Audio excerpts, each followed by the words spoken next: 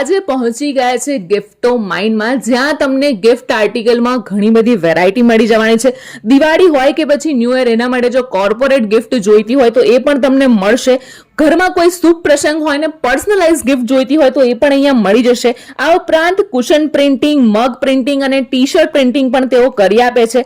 Trophy customise કરાવી હોય તો એ પણ અહીંયા થઈ જશે. અને પ્રોફેશનલ ગિફ્ટમાં પણ ઘણી બધી વેરાયટી એમની પાસે અવેલેબલ છે.